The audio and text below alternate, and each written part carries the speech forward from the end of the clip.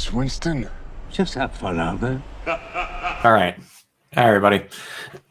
So, I'm going to start this out here with addressing the obvious elephant in the room that made me even sadder when I actually watched the movie because, Lance Reddick passed away at 60 years of age of natural causes. If that is not the most anything can happen at any time kind of deal ever, dude was unbelievably fit and great. Love and cherish the people you have in your life while you have them.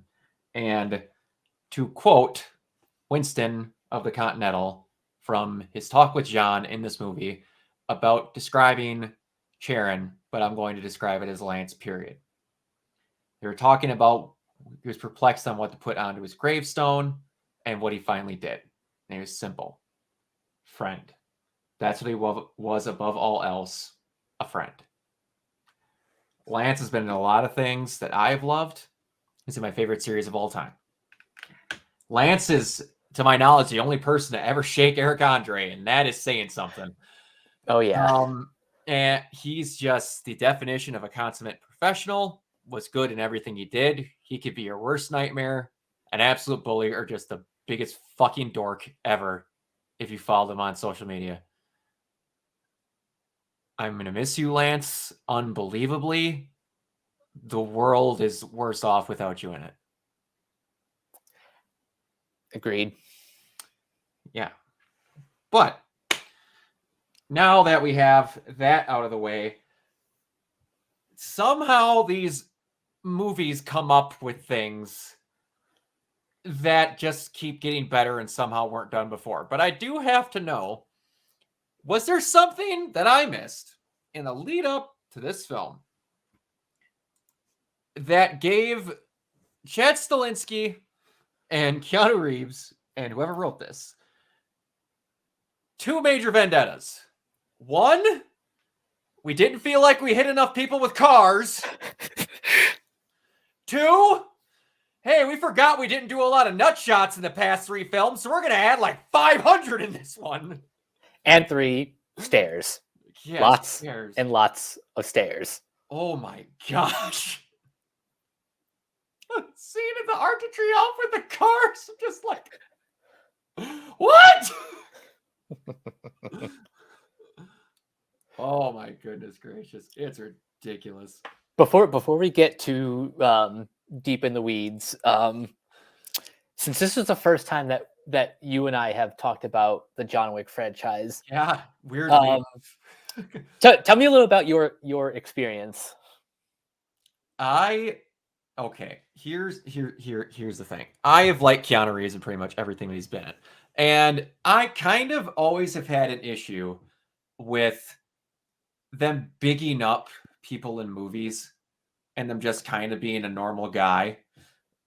Like, action heroes aren't made. You don't get those old action hero people anymore where like the people actually back the talk up. Before you even see Keanu Reeves kill a single person in that first movie, he's the most terrifying person ever committed to film. And all they did was talk about him. Mm-hmm.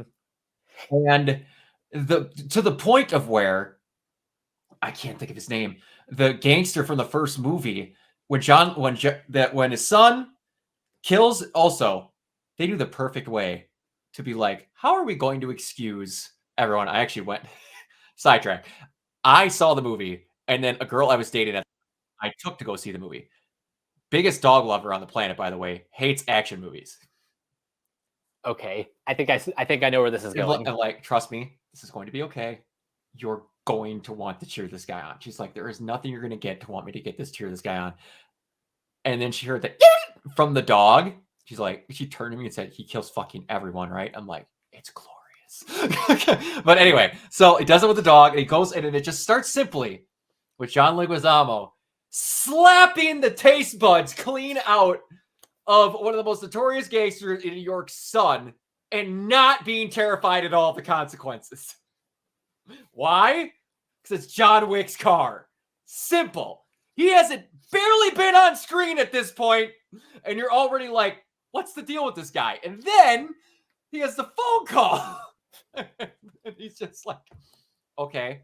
So he's like, I understand you struck my son. I did, sir. Do you want to tell me why? He's like, well, he stole John Wick's car and killed his dog. All he says is, oh, and hangs up the phone. That is such good building. And then the last one, when he finally meets with his dad, I will never in media history have a cooler description of this guy's gonna murder all of you. And he's like, nickname of John Wick. He's like, what is this? Baba Yaga is like, what is he, the boogeyman? No, he's the guy you send to kill the fucking boogeyman. I'm like, yo, y'all better deliver on this or this is going to be bad. And they deliver on it every time. Yep. Every time. It just never gets old.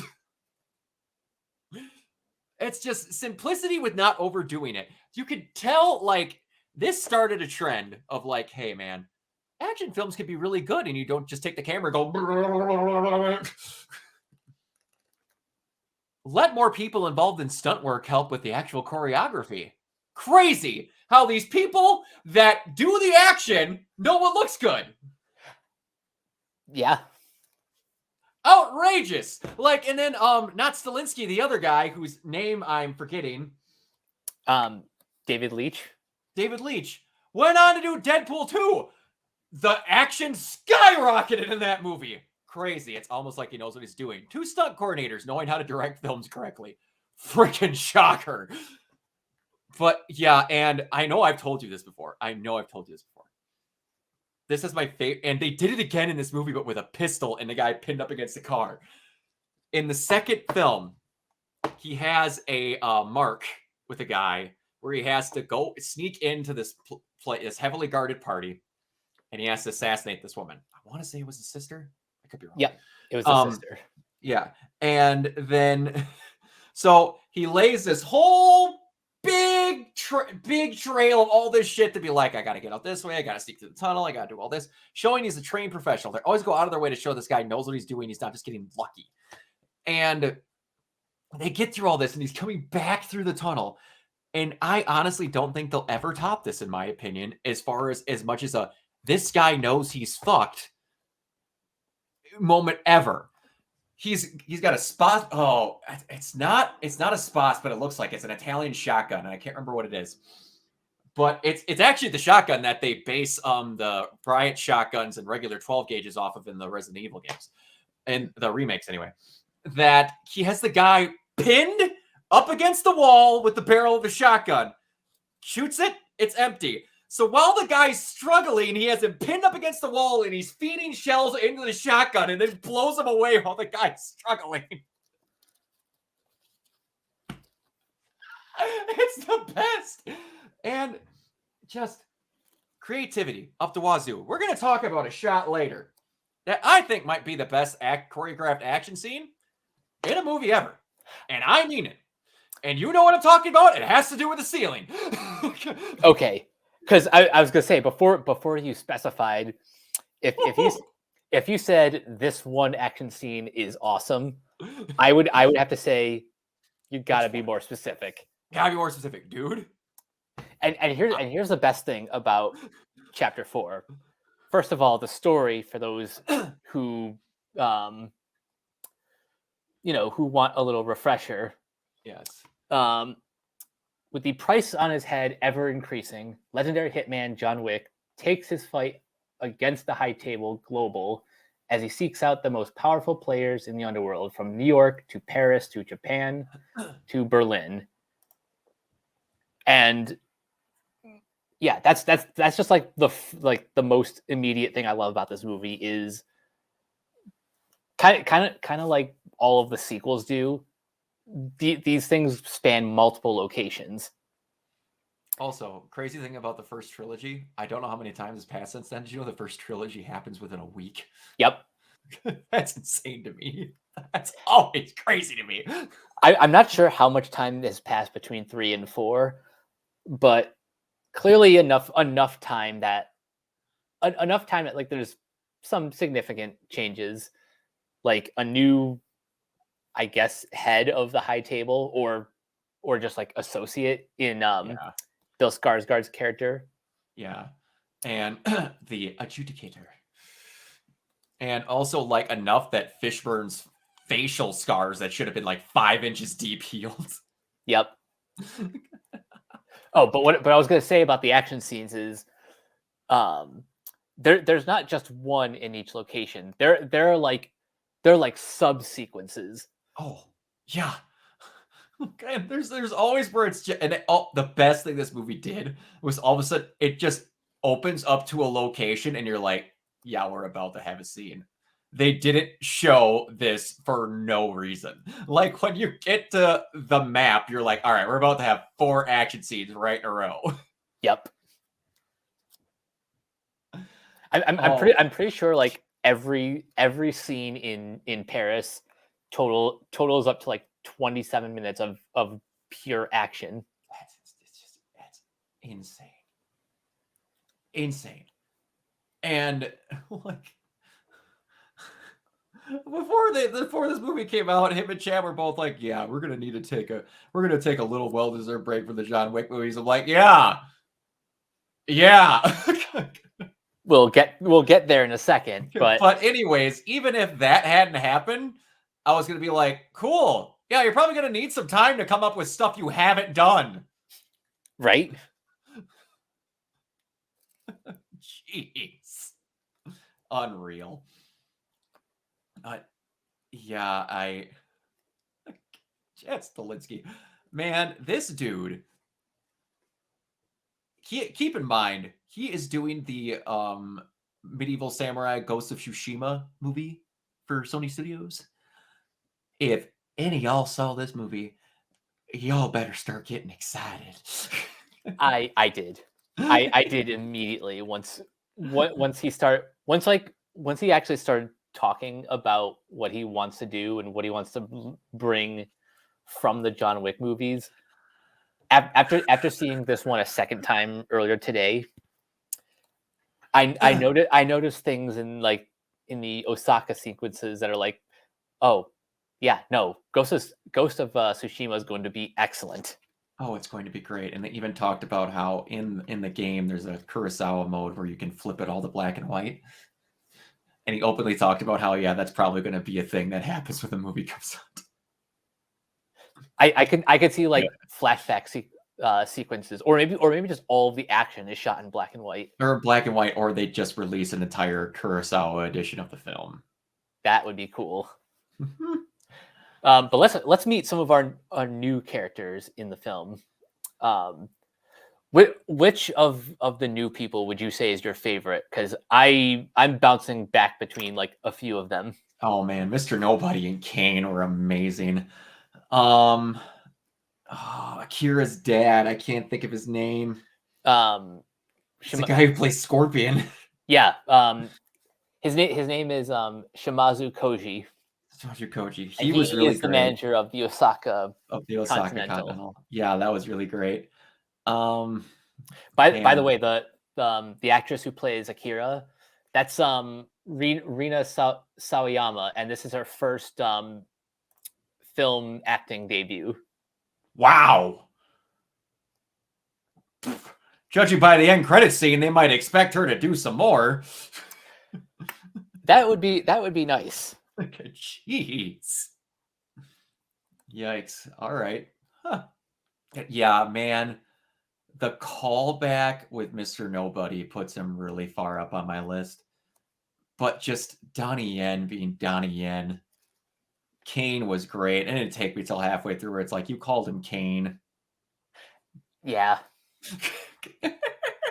I understand that's not how it's spelt, but I get it. Also, one of these things, these movies we haven't talked about is they have the most stylish, unnecessarily stylish subtitles ever.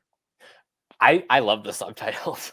Even on the Braille card, when Kane is given it and you feel him feeling the Braille and he starts making out that it's John and they have the subtitle go up and I'm like, that's classic. He doesn't even get to John. It's his last name. And yeah. And he's like, and you know exactly who they're talking about. Gosh, it's so good. That one, and like That's one thing with Stilinski. He's unnecessarily stylish, but you're always happy that he was. Like, you didn't need to go that hard, but you did. I was watching one of his interviews where he mentioned like how he would stress for like months about the lighting in each scene. Oh, I bet. Because if anyone has seen these John Wick movies, any of the club scenes have some of the best lighting ever. Mm-hmm. That guy's a detail freak. Oh, I wouldn't doubt that he stresses about it, because I'm going to be honest, a lot of these scenes aren't as good as they would be if you didn't stress out every single detail. You know what else I really appreciate about these movies? Despite like hopping around from location to location, we never get like title cards or like location cards. No. And that's for a couple of reasons. One, these movies have probably the best example of show don't tell in terms of its world building and settings. Yep.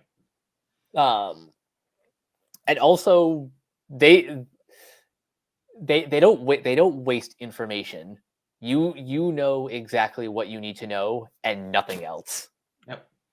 And half the time, unless you don't see a giant monument to let you know where you are, someone mentions it in conversation. It's just like, it's simple. And like, just the world of how weird everything is set up is fantastic. And just the personal relationships between all these characters carrying through, that like even through their friendships, they still can kind of hold the dumb quirks. Like Winston, without John's knowledge, putting into the contract that he gets back the Continental. It's unconsecrated, and they gotta build it on their dollar. And then John's like, "You get your hotel back, huh?" That's all he does. I also love that even though we haven't really seen them interact much in the previous films, there is still like a a genuine rapport between Winston and the Bowery King. Oh, absolutely. And also, Lawrence Fishburne doing that speech, walking through the tunnels as, I live in a small town. The speaker system's good, but it ain't IMAX. I felt like I was in IMAX every time Wick's hand cracked up against that board. Oh, it is insane. If you see this in Dolby, it is. I felt it in my stellar. heart. I felt it in my heart. And just like him proclaiming all this righteous stuff as he walks in with John and lights that fire for no reason, just to be more stylish. And then, are you ready, John? Yeah. Keanu being the most dry delivery and everything always hits. It's like the anti-James Bond. That's what I love so much about it. He doesn't try to be James Bond whatsoever. He's a guy that is so sick and tired of all these people, but he knows what he has to do. He's just like, God, he's telling me the name. It's the best. We haven't had this in an assassin ever. Nope. John Wick is one of a kind. Oh, it's fantastic. And it's like, within 4 movies, he's got this just aura built up that some people have taken whole sagas of 20 years of film to get. That's unreal. And oh man, the only other like, honestly, in my brain, the only other scene that reminds me of anything like Stilinski has done is Matthew Vaughn in the first Kingsman. Yeah, I can see where you're going with that. Because like a lot of the basic training, like running the halls at the end, and the freaking Freebird scene in the church, like that was a little bit more all about cartoony than this, but just goodness gracious. And it's also showing, like, finally that not just John is getting sick of how the table runs. It's what's great about this film. By the end of it, it's got to be like, y'all got to be mad that your contracts ain't working out because that's not John's fault. He's not making them change the prices or not give you your full fees. Ay, ay, ay. Yeah, I love that angle with Mr. Nobody, that he really is honestly just out for himself. Yeah. He has no like personal vendetta against anyone. He just wants his bag. Exactly. When he even first meets John, he's like, "You a tracker?" He shows him the phone. He's like, "Be on your game, John, because I'm in the fight now too." He just lets him run. Guns down 2 more people. He's like, "I don't care. I ain't on anybody's dime." Oh, man. Also, they finally scratched the itch. I am such a fan of lever action rifles. I've never said that on here before, but a good lever action rifle I always love. And that they had that. I don't know what the type of gun is. I'm not going to claim to be a gun expert, but just always the cock of that going back. Oh, I love it. I love it so much. But before we get to the like Paris section, which is like an hour, man, all of the action in the Osaka Continental, just some of those scenes where I'm trying to explain it, but I can't. So much happens. It's hard to describe these scenes without like just going through. There's one where this guy went up to kick after Akira blocked it, and Archer, without thinking, turns around, boom, and then blows his kneecap clean into the wall, and then just shoot him when he's dangling down. I'm like, and it happened in a single fluid motion. What? One thing I love about the Osaka, I'm gonna call it the Osaka suite, is that it shows how resourceful Kane is as a blind fighter. He's not Doorbells. He's not Daredevil, but No. he uses everything around him when he fights. And yeah, the doorbells was a nice touch. That was so dumb. That was so dumb. That's one of those, that's stupid. But you know, how else is he going to do this? Because when they introduce, I purposely didn't watch trailers. I've gotten to the point with John Wick where I'm like, you know what? Cool, there's a John Wick movie coming out. I'm going to watch it. I don't want to see any of the action stuff. I want to see it first time on the big screen. So I had no idea that Donnie Yen's character was blind. So I'm like, all right, what are we doing? You're sending a blind character after John Wick. What in the actual shit? He has decimated people with all of their senses.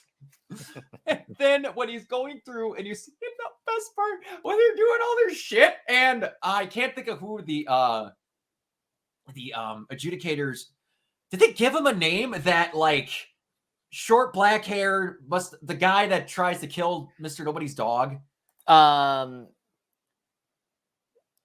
his name is Cheedy. When they're doing all their shit and they're getting their asses beat, he's just in the corner eating ramen, just waiting. He's like, "You gonna do anything? You want to get your pay?"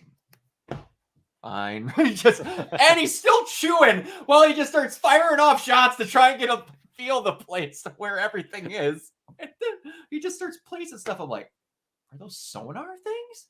And I'm like, they're motion sensor doorbells.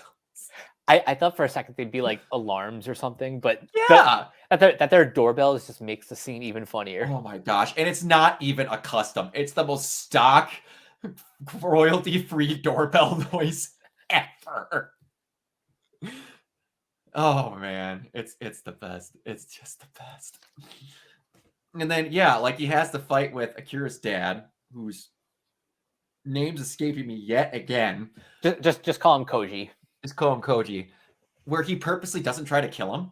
It's really interesting. This is the first time where outside of Willem Dafoe's character in the first movie, who was purposely not trying to kill John, this guy doesn't feel that great about doing this, but he was going to do it. So they kind of run back that same storyline, but tweak it slightly. Like, he's not choosing John over his daughter. Nope. And it would be unbelievably stupid for anyone in that audience to think he was going to do otherwise. And just, yeah, it goes through all that gets done. You guys need to back away now. Then all the people that stormed the Continental come in. Oh, shit. I forgot. I'm like, didn't these guys have bulletproof vests or something? And I'm like, John's unloading 5 shots in the one guy's head. I'm like, oh, yeah, yep.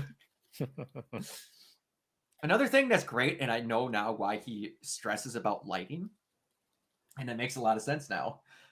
You can't see the great, not over-exaggerated, but believable blood clouds that they do all the time. Yep.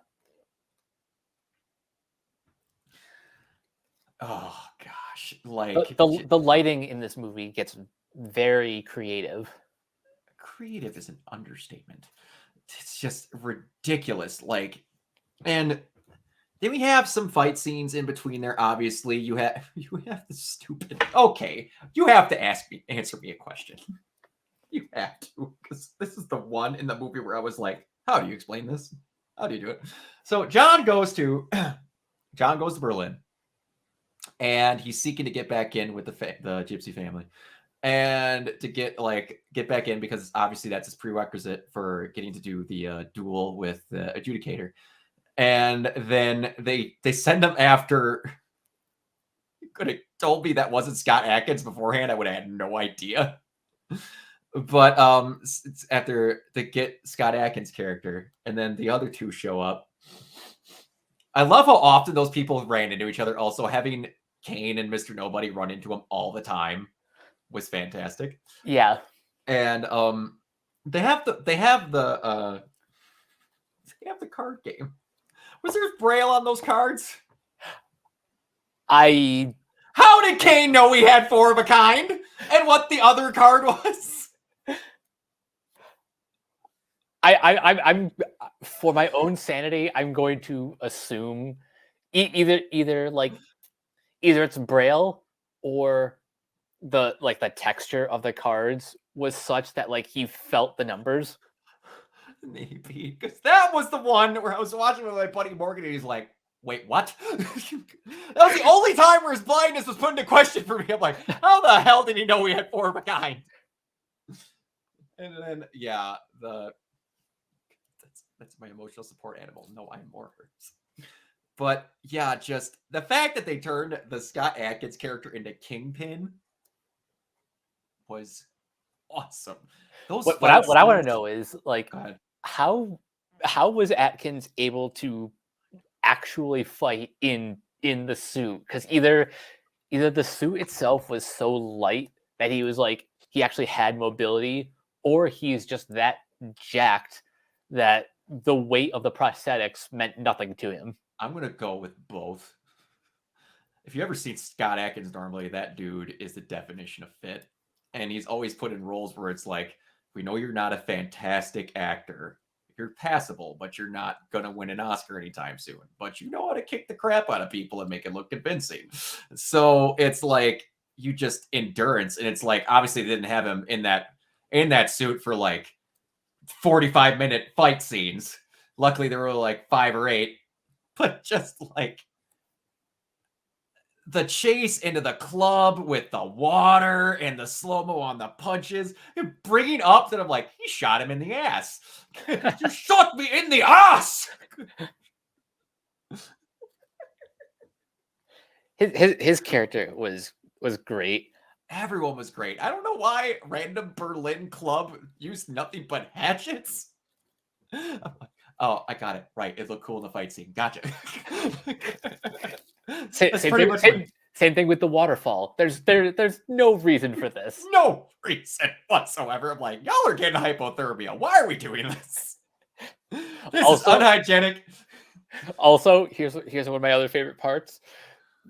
You know, this whole action scene is happening. Everyone else is unfazed.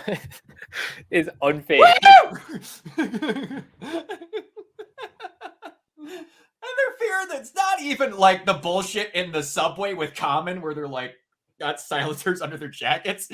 They're They're fully automatic, just bop, bop, bop. And they're all just like, whatever, man. We're used to this.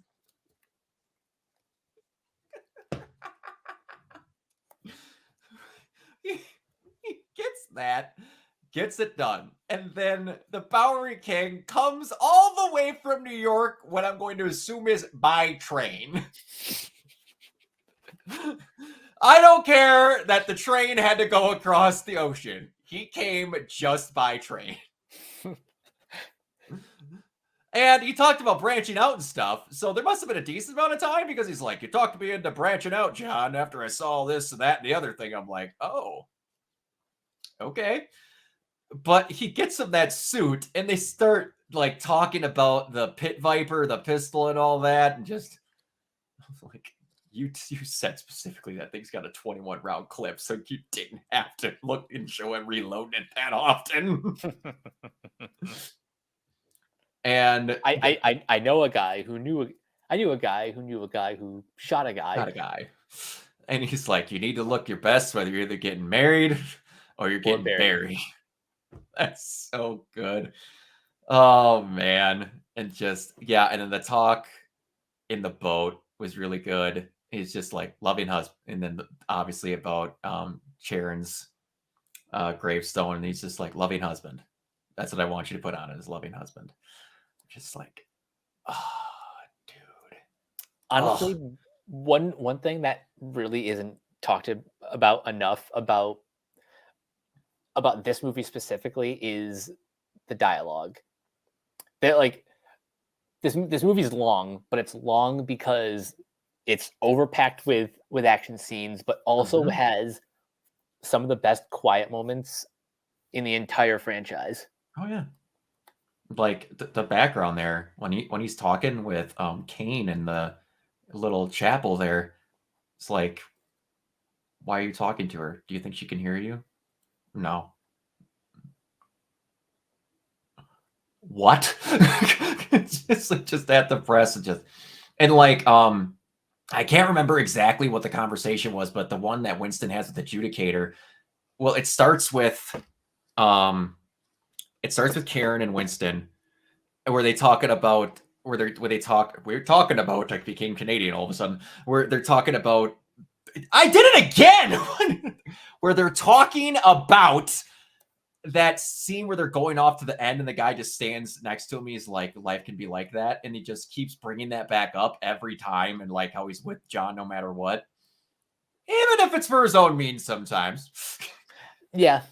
It's just showing that after a while, you got to realize that working for the table ain't worth it. And then you start getting these small, like meaningful moments. If we're going to, so a lot of them are in Paris. If we're going to talk about what I might think is the best moment in like the latter half of the film, it's a single moment. I'm happy they remembered that, man, dogs are really good in that last one. We should bring a dog back. Why? So we can have it bite someone in the balls and then carry them back to their owner.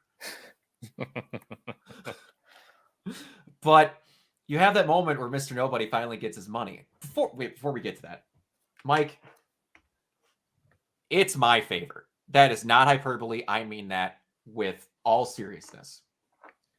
When they're having that fight, and we'll go back to the Arc de Triomphe and all of that, that fight, when they're in that complex, the housing unit, when the camera is above the walls, is my favorite action sequence of all time. Yeah, that scene is one that will be studied for probably forever, because not since last year's Ambulance have I seen a drone shot done that efficiently. And somehow that looks like that was all in one take also. I'm pretty sure if it wasn't all in one take, they did a great job of hiding the cuts. Yeah. And also the cock on the table move when they do it and then they go back to regular and then they swoop back and then go back up and do it again a second time. Yeah. Like, we didn't get lucky that first time. We're going to do it again. And when they introduce the dragon's breath, rounds, when people just start getting blasted with that stuff, I'm like, I'm watching a video game. I don't care. This is so good. You get that moment where all these people are trying to get him. And finally, he's with Mr. Nobody, and he's got him down, but he's not exactly hurrying to trying to kill him. And then the adjudicator's first-hand man came down, and he's about... And the entire time when he was fighting Mr. Nobody, it was just him and Mr. Nobody. I'm like, y'all cannot make John Wick kill a dog. Because nobody's trying to kill him at that point because he's going to get his money. I'm like, y'all need to come up with something fast. You are not going to make John Wick kill a dog. And then you see him about ready to kill nobody. And then he sees that he's about to kill the dog. And with almost no hesitation, he blasts that dude to save the dog. I was just like, you brought that full circle. This whole thing is happening because of a dog. I think that's exactly why Mr. Nobody was paired with a dog, so that it's a visual cue that they're not going to kill each other. They are, for all intents and purposes, on the same side. Mm-hmm. Or rather, Mr. Nobody is a third party, while everyone else is everyone else. Yeah, and like everyone else has a 70-30 split with John on alliances where the 30% would be disloyal, but you'd have to really get something to make him do something about it. And the other rest is just, John hasn't crossed me. Sorry. And the freaking Arc de Triomphe, that fight, I want to know how that was filmed. Yeah, it's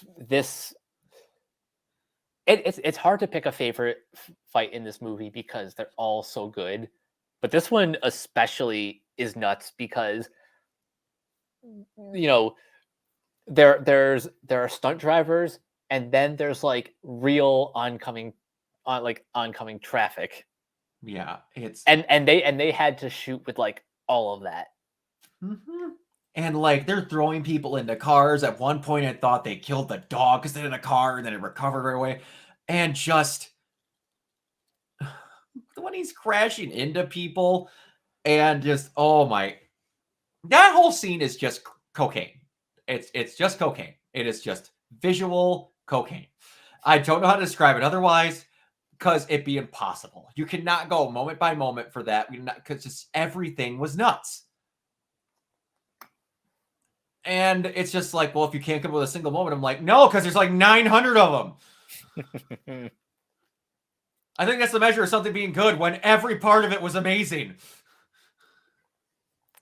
Wait, there is something we need to talk about that sets up all of the pair scenes. So there's a radio station. Okay, wait, before that, Marquis de Gramont is so petty that he sets all of this up just so John doesn't make it to the duel. Mm-hmm. Basically just gives him all of these different obstacles. And then to attract all of the people who have like a bounty, they have the radio DJ like pretty much out of like the Eiffel Tower. Yeah. And I think this might be one of my favorite uses of like music incorporated into the narrative. Mm-hmm. Oh yeah. Because a lot of these song choices are very on the nose, but they're also awesome. She pretty much called out every title and then just dropped the track. Man, and just how she's doing live by action replay, like she has an on-camera news correspondent to let her know as soon as they're done. And the fact that John's taking the long way around France to get there too. My goodness gracious. All those, they're just all ridiculous. And then the steps. The steps. 200. I think it's like 220 steps. 220 steps. And he's got like 30 minutes. And then it was like, all right, where's everyone going to come walking from every direction? And then just the fighting and freaking dropping people, throwing them down, cracking their heads into stuff. And just, oh man. Again, it's hard to describe because so much shit happens. But the top one of the top ones, is when the whole first part of it's great.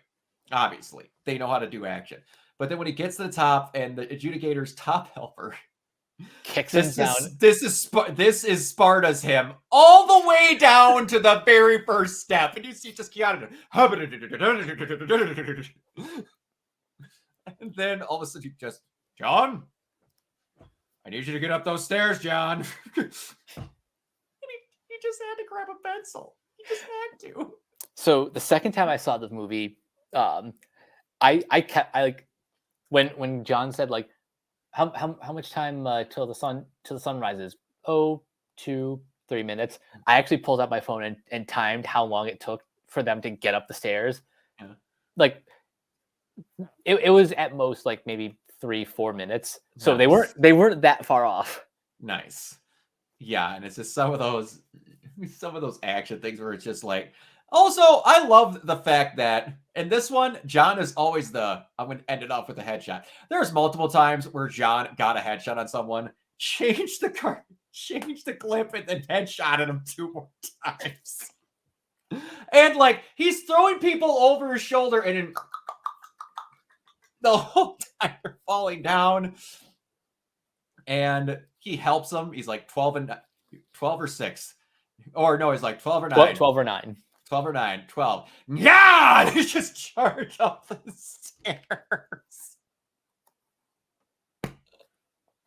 Donnie Yen is having a time of his life. I also, I swore I read in an interview that Donnie actually had them change some things to not adhere to certain wrong Japanese stereotypes. I'd have to look it up again, but I'm sure like he had, I want to say it was him, had some like input on it to be like, no, don't do that because it's cliched and this and the other thing. And I'm like, I'm going to listen to anybody. Listen to Donnie Yen. Seriously. Yeah. Also, I love that as far as I know, this is the second time he's played a blind badass warrior. The first was Star Wars, right? Yep, in Rogue One. That's going to become his thing. Going to be having the movie. It's like Pedro Pascal has to escort a girl he's not related to. Donnie Yen's got to be blind. Love it. Can we have a movie where they escort a young blind Donnie Yen? But yeah, getting all the way up the steps finally. Winston is such a douchebag. When they finally get up the steps and Winston's just he's so happy that John made it. Oh, it was great. Because you see, I didn't know Clancy Brown was going to be in this movie either. Yeah, Clancy Brown is basically the assistant to the Marquis, and he looks great. I want to say he's either the assistant to the Marquis or he's the direct line between the Marquis and the head and the high table. It's one of the two. But yeah, like he was up at first. I'm like, that dude looks familiar. And then all of a sudden he said something like, Mr. Krabs!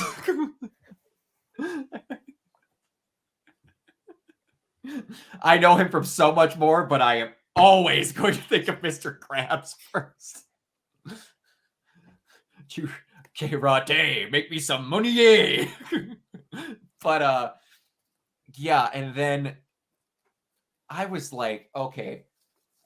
I honestly didn't know how they were going to do this. I didn't know they were going to have an honest... I know dueling pistols. I didn't know they were going to have an actual honest-to-God duel. And before it, they are fully aware of how dumb some of these fight scenes are. When John is taking off his jacket, you just hear shells. Yep. All embedded. And then, nope, we're not done. He takes off the inside of the jacket, and even more shells are piling off of that thing. Yes, he did get shot a bunch of times. They didn't miss him. He did get shot. They just have bulletproof Kevlar freaking dress suits. And that's always my great thing. Whenever he's going somewhere, he would always shield his face because he knows his sternum was going to be okay. But So then they get the pistols out and they do the shots. And Winston, just fucking kill him already. And then they do those who... Hold on. Before you get there, two of my favorite line deliveries when the Marquis is giving Kane his gun, it's like, remember your daughter, and he just says, fuck off. Yes, yeah, that's fantastic. That's fantastic. The other one? And then Winston to John, any final words? Just have fun out there. Just have fun out there. Sure is a beautiful sunset, isn't it? But they have those, and they're shooting each other, and I'm like, when Kane hits him here, I'm like, oh, okay. And then all that, and then on the last one, he hits him in the gut. I'm like, he hit him all in spots that wouldn't kill him, because he obviously, I don't think, was trying to kill him. And all of a sudden he's like, I call the coup d'etat. The coup d'etat. And he takes the gun from him. He's like, you're good. He's like, I'm good and my family's good. And he's like, yeah, you're off the hook. And then Winston just instantly, goodbye, Mr. Wick. And he goes, you arrogant asshole. What? He never shot. And then, boom! Explosive right between the eyes. Everyone in my audience cheered when that happened. Oh my goodness. I didn't even really fully realize it at first. I'm like, I think he missed him. I'm like, he never fired. They did that on purpose. Yep. Oh, it was so good. The second time I saw this, I was thinking, wait, were Winston and Donnie in on this from the start? I think he fully realized Donnie wasn't going to do it. So I think he's just like, but I don't think I think that Donnie wasn't going to try and kill him naturally. He was going to, like, if we get to them, then he dies naturally. Because Winston point blank says, fucking kill him this time. So I don't think he'd be trying to tell John to murder him. I don't think Winston was even talking about Kane. He was talking about the Marquis. Maybe. But yeah, oh my gosh. When he calls it right away, you arrogant asshole. Yeah, that was fantastic. And then everybody goes through, you're all clear of everything, and the Winston, can you take me home, please? Sure, son. He just sits on the stairs and says heaven, and then got a scene I wasn't expecting. Yep. John Wick right next to Ellen Wick. Or Helen Wick, I'm sorry. Loving wife next to loving husband. And he's like, where do you think he is? He's like, I'm not really sure. He just laughs and walks away. And Winston calls him son. It was pretty good. I heard that there was an after credit scene before I went into there. I'm going to be honest with you. I didn't think it was going to be after credit scene we got. What were you thinking they would like tease the spin-off with Ana de Armas? No, I thought they were going to give us a Dark Knight Rises. Oh. Because I'm okay with the spin-offs and stuff, but like, I'm actually a little bit legit saddened if this is the last John Wick movie. Like, I'm fine with how it ended, and it's very poetic, and it's very makes sense with everything. Because the entire time, everyone's talking about how John wants to get out of this, and the only way he's truly going to get out of it is dying. And just, this is a character that I love, and a caliber of action film that you don't get people that commit the way that Keanu Reeves does. And something that's very full circle about the end of this movie. Do you remember how the first John Wick starts? Mm-hmm. It's an in media res scene where he's like coming out of the van, bruised and bloodied. Mm-hmm. And one of the first things he does is like reminisces about Helen. Mm-hmm. And that's exactly what happens at the end of this movie. Yep, because that's all he cares about. And the fact that also, before we get to the end credit scene, the fact that we're there and the Bowery King has the dog he rescued. That was a nice touch. Oh, that was so good. And just, I want to see more from this world, and I don't know if that's what that end credit scene is going towards. So I'm going to be honest, I don't think you're catching even blind Kane off guard with a little knife. So I don't know how that's going to go. We'll see what the box office looks like. I have a feeling it's going to be good because Zachary Levi is going out of his way to make sure everyone goes to watch John Wick. Yep.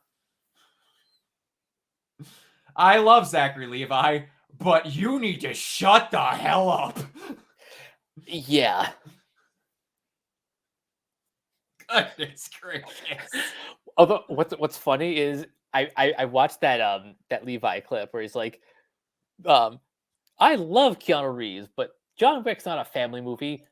Literally in the row that I was sitting in, there was like a family with like 5 like 5 kids who were definitely under 10 in this movie. Yeah, exactly. And you know what? I would have took my kids to see this.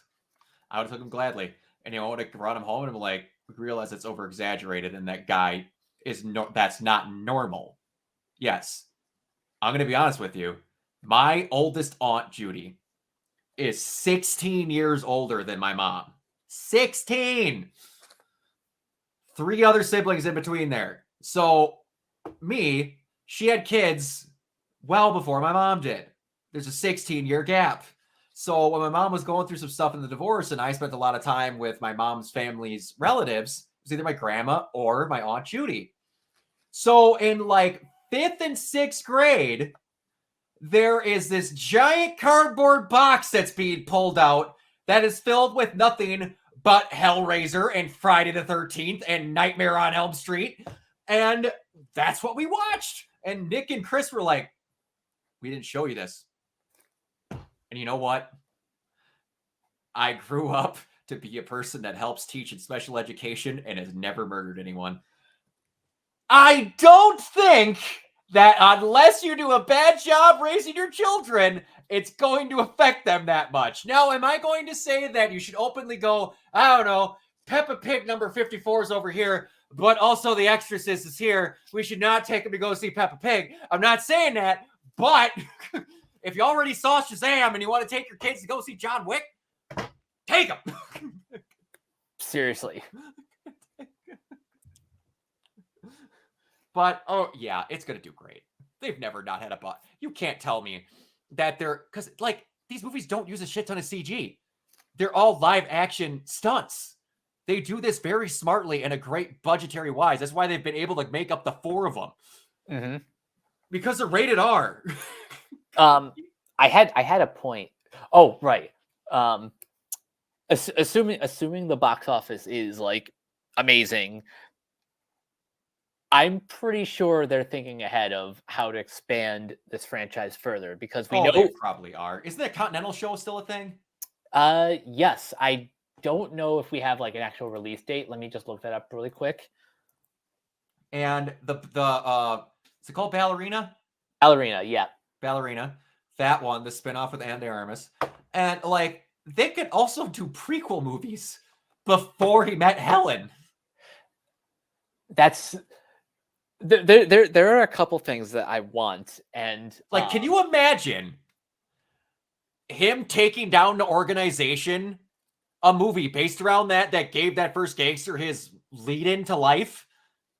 The mythical fight they talk about, but no one has seen. And you see the original time he killed 3 men with a pencil. All this they could do. That won't take away John's mysticism or nothing, because he's a badass. There's that.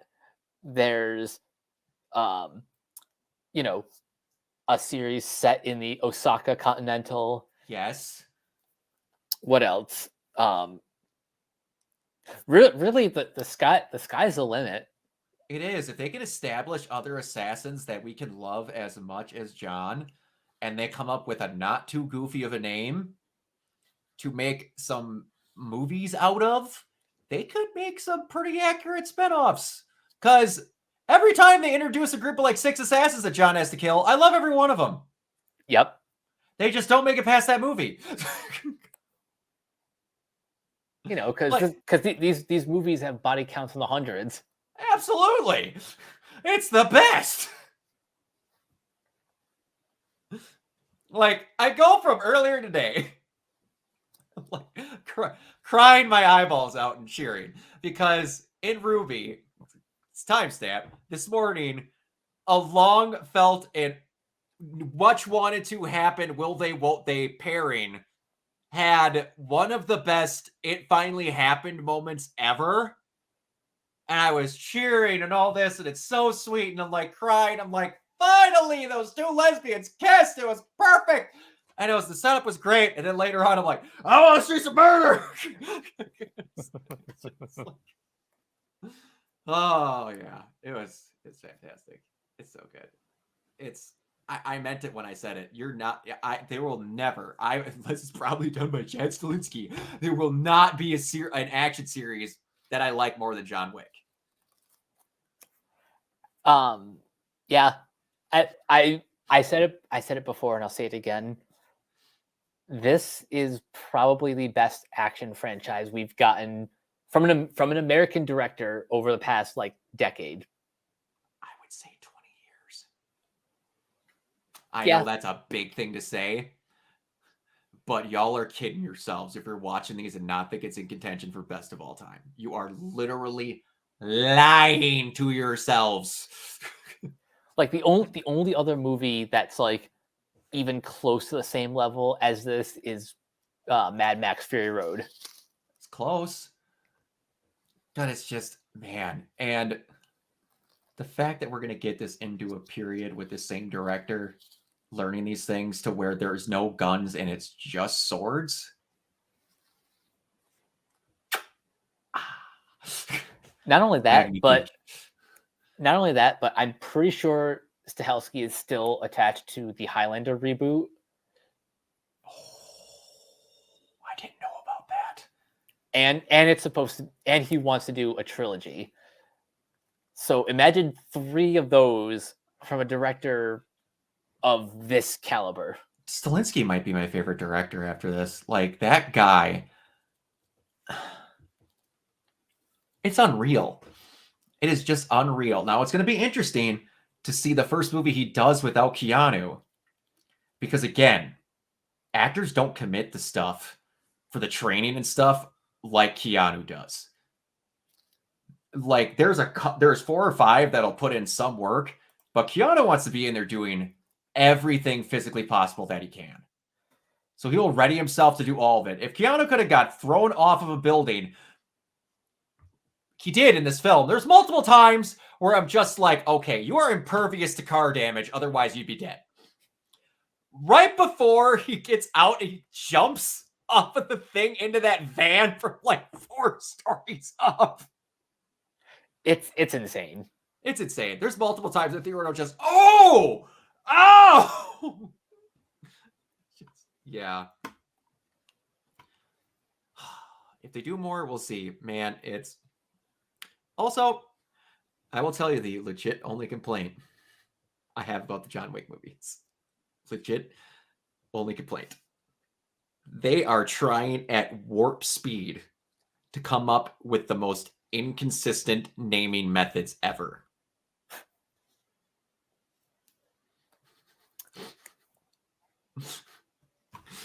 John Wick Chapter 2, John Wick Chapter 3, Parabellum, John Wick Part 4. Yeah. Why did you put Parabellum in there? It had nothing to do with it. Actually, it does. It's a round. What did I miss? It translates to prepare for war. They do say it in the film, but I guess. But it's weird because it's the only movie with a subtitle that's and not it's like in between 2 of them that don't. Yeah, that's literally the only issue I have is is the one inconsistency. Like, I love bringing this up whenever I can. This is so stupid. Halloween is the worst. The absolute worst. I'm going to read them through for you in order.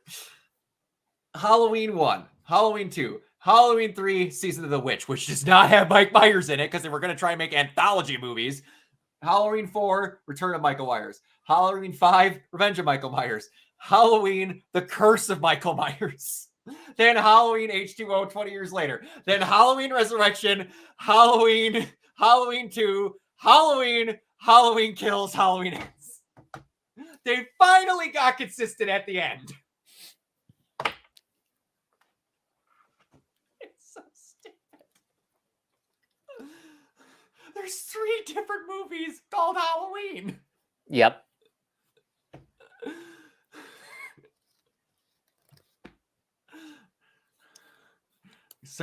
What is that line from Boondock Saints? It certainly shows the diversity of the word. Showcases the diversity of the word. That's what it is. Was I also not wrong that they said they were going to make a third Boondock Saints movie? Like they're finally getting to it. I thought I heard Norman Reedus say that. Yeah, I heard something about that too. Man, I hope they hurry up because Sean Patrick Flannery's not looking in action shape lately. But anyway, all right. So yeah, okay, let's do this. Rate them. I put mine out on Twitter earlier today, and now that I've seen them all, like I of course I rewatched the first 3 before this, but now I'm pretty comfortable in saying number 1 is Chapter 4. Number 2 is the original. Number 3 is Chapter 3. And then Chapter 2 is in last place. But they're all pretty much 5 out of 5. Oh, yeah, absolutely. It's not a bad thing. Man, 4 and 1 are really close. I'm going to tie those 2 at 1 because I think if I'm being honest, that's my answer too. Because the action, not to say there was bad action in 1, because there's not. There are sequences in films I never thought of them trying that happened in that 4th film. But then 1, you also have, like I said, the only time they do tell and not show in the entire series is when they're hyping up John. And it's some of the best of that ever. Might be the best of it ever. And then 2 kind of felt like a intermediary stepping stone. So that's my last. But yeah, 3. The action in the Continental. Man, 1 was the one where the idea worked. And they realized people are okay with this. This works. You also have the moments where, like, the cop comes over. Hey, John, are you working again? Nah, just working through some things. Okay.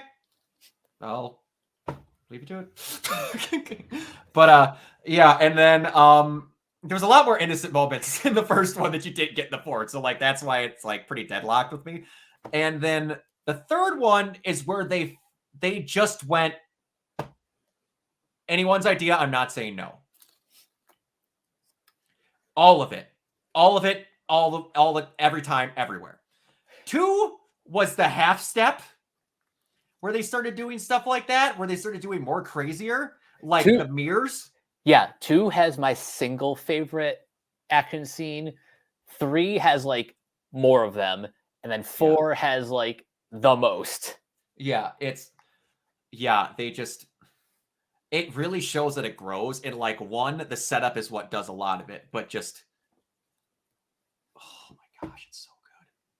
It's so good. There's not a bad film in them. Nope. It's outrageous how they didn't screw up a single one. That is just a crew that knew what they wanted and trusted each other and knew exactly what they were doing. It's crazy.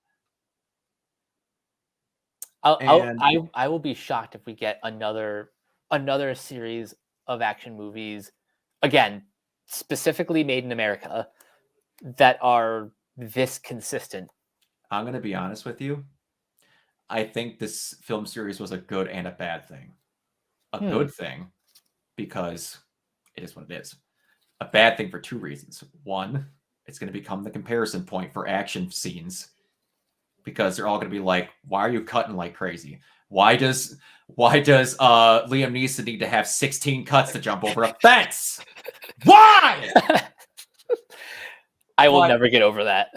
And it's like, and then how come you can't show the action? Why does it have to be dark so that you can't do whatever? Chad always going out of the way to make sure that all this stuff is shown is going to bring a lot of criticism. But in a good way, I believe, but it's still a bad thing that it's going to bring it. And in 2, I think it might have scared off some people from trying something similar because they're going to have to try and compete with this. You know what this kind of reminds me of? A lot of people, there are a lot of filmmakers who, after Peter Jackson's Lord of the Rings trilogy, they got scared of doing more fantasy films because their thoughts were, how the fuck are we going to top what Peter Jackson accomplished? Got me, man. If you ask Amazon, they can. But yeah, it's gonna be one of those things where you better nail it or you're kind of screwed now. Yep. And like, was it Leitch or Stilinski that did Atomic Blonde? That was David Leitch. That was David Leitch. Okay. Like, he's another one too. Everything he does is fantastic. I want another Atomic Blonde movie. Same. Both of them are just great. And yeah, it'll be interesting to see what they do with the rest of the stuff. Because again, yeah, man. This is also, I'm pretty sure, my favorite Keanu Reeves role, if I'm being honest. Like, I didn't think you were going to top. Also, we talk about many things. Keanu Reeves is obsessed with the name John. Johnny Utah, Johnny Mnemonic, John Wick, and what's the other one? Keep talking. I'm gonna look up. There's another one. It's John, because there was 3 and they didn't mention Johnny Mnemonic.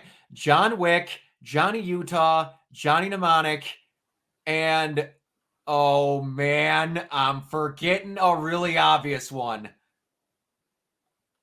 Oh no, my brain just went fried. And Constantine. Constantine, that's what it was. He also wants to do another Constantine. I'd be okay with that. Even though I understand fully that it's not what DC's Constantine is like. I'm okay with it. But yeah, I think this might be, it's up there with Neo. And I'm one of those people that, as much as there was cool ideas in them, those Matrix movies kind of fell apart, in my opinion, towards the end. But this just...